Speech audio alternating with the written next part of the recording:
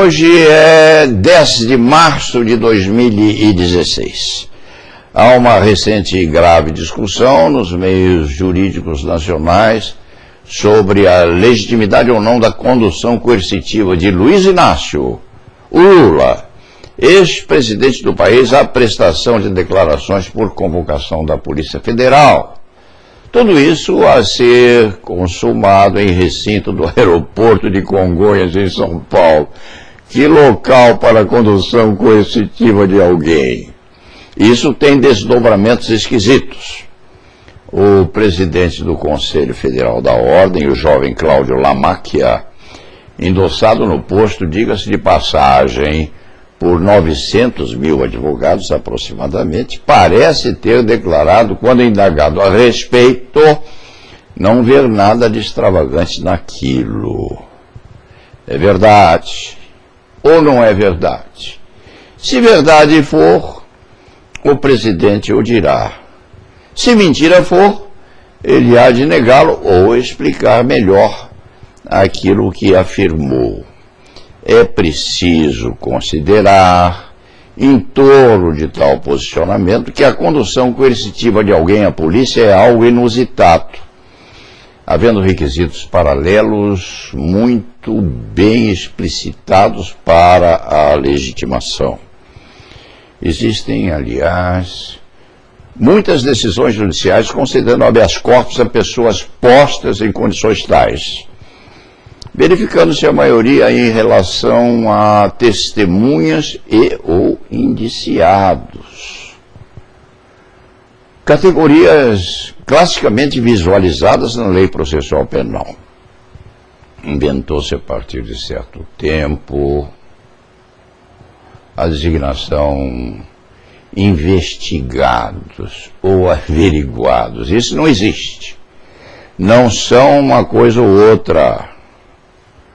Consumando-se a nomenclatura no Código de Processo Penal inexistente.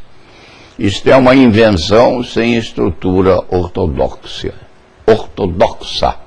Ser investigado. Em síntese, não se pode conduzir coercitivamente quem não seja ou não tenha uma das condições postas no Código de Procedimento. Referindo-se à doutrina, além disso, há características muito particulares para a justificação de tal atividade censória de policiais, da polícia judiciária ou de terceiros. Evidencia-se, além disso, que razão alguma havia para que o ex-presidente fosse conduzido exatamente ao aeroporto de Congonhas, local sabidamente frequentadíssimo por cidadãos de categoria média ou quiçá acima da média, tudo em horário comercial, e obviamente não para viajar, afirmando-se em justificativa posterior que aquilo se faria para a proteção da segurança do conduzido. Isso é risível, isto é ridículo. Não se pode afirmar ou justificar tal circunstância. E não se afirme aqui que o ex-presidente da República está acima da lei. Não! Todos são iguais perante a legislação. Mas a própria igualdade tem um certo sentido de dessemelhança. Não no sentido de um homem ou uma mulher ser tratado em patamar superior a outras criaturas, mas na acepção de que todos mesmo precisam ser contemplados com tratamento igual. Não na sujeira, na podridão ou na algemação. É neologismo, mas fica assim. Mas dentro de um composto higienizado na aplicação da lei. O escriba não conhece o presidente Lamacchia, parece jovem. Para o velho flibusteiro da advocacia criminal brasileira, um ser humano com 60 anos é moço. Gostaria o escrivinhador de os ter 60 anos. Característica linda. menos de 60 anos é adolescente. Dentro de tal perspectiva, o novo presidente do Conselho Federal da Ordem, experiente, jovem, precisa repensar posicionamentos, pois representa quase 1 milhão de profissionais sofridos, aviltados, espezinhados, prejudicados no exercício da profissão e merecendo qualificação profissional excelsa.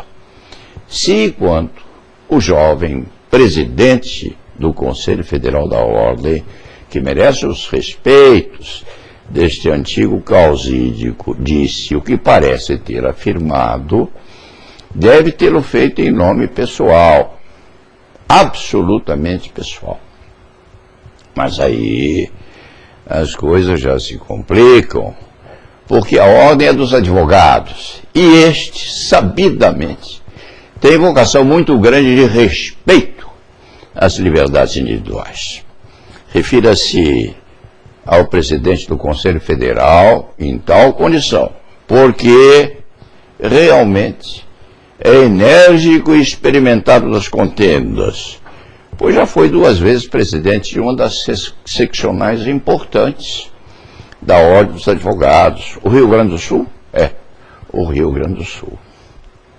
Nossos líderes, moços embora, com a expressão de Marcos da Costa, de quem o escrevinhador afirme-se dedicado seguidor. Nossos líderes têm qualidades refulgindo em energia, combatividade, competência, cultura e resistência. Precisam aproveitar tudo isso, tecendo atividades protetoras dos direitos e garantias individuais. Cuida-se, já se vê, de posicionamento de um vetusto criminalista, sendo necessário assegurar que, por ser antigo, já viu tudo, ou quase tudo, podendo manifestar-se a partir de um local privilegiado, que é a antiguidade, ou de posicionamento abrangente dos diversos períodos da história do Brasil. Tocante ao que se fez a Lula, que tem suas perebas sim, deve ter muitas, mas há uma mancha vermelha a convocar a atenção de todos nós.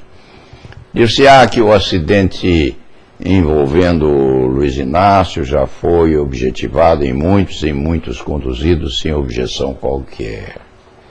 Vai um exemplo extravagante. É assim e não é assim. Pretende-se igualar a todos na abjeção da ilegalidade. Não. Dezenas de bruxas foram queimadas na Idade Média, antes de Joana d'Arc.